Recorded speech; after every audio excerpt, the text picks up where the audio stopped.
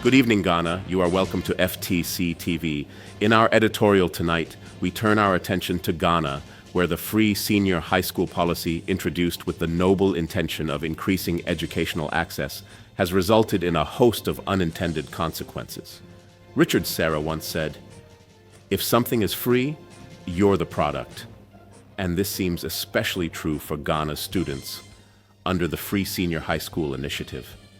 Implemented in 2017 to alleviate the financial burden on families and ensure every child could complete secondary education, the policy aimed to improve literacy rates and provide equal opportunities for all students. However, what has unfolded is a series of challenges that undermine these objectives. First, let's consider the overcrowded classrooms.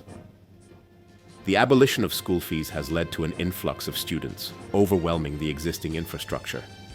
Classrooms designed for 30 students now often squeeze in 60 or more, creating a compromised learning environment. Teachers are stretched thinner than a piece of string cheese, struggling to manage these oversized classes and provide individual attention. The overcrowded classrooms are bad enough, but the lack of resources makes it even worse. Schools are operating with a severe shortage of textbooks, laboratory equipment, and teaching materials. Imagine trying to run a marathon barefoot on a rocky trail.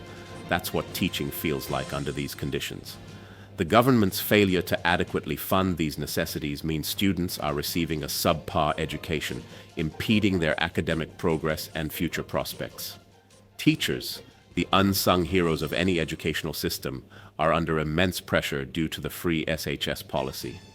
With more students and no increase in pay or support, they're facing workloads that would make Hercules weep. This has led to burnout, low morale, and a noticeable decline in teaching quality. The lack of professional development opportunities adds insult to injury, preventing teachers from growing and adapting to new educational challenges. If only dedication could be exchanged for better working conditions. The Free SHS initiative has also fallen prey to political exploitation.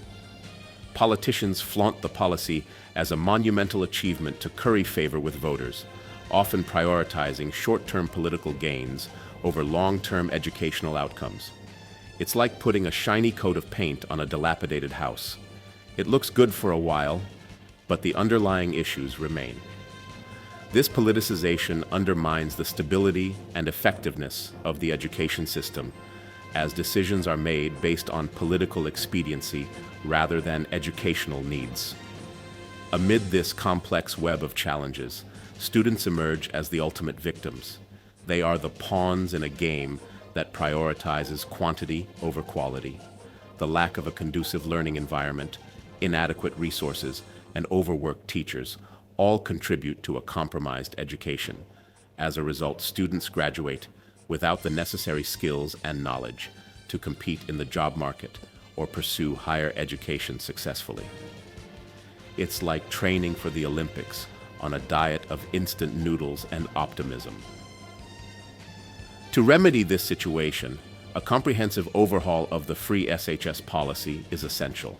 Here's a prescription that could actually heal the patient: investment in infrastructure, ensuring adequate funding for necessary resources, increasing teacher salaries, reducing class sizes, providing ongoing professional development, and making educational policy decisions based on research and long-term planning rather than short-term political gains.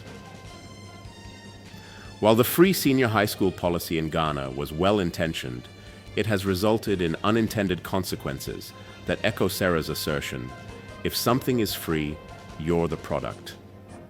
Students have become the products of a system that prioritizes accessibility over quality, leading to a compromised education that hinders their future opportunities.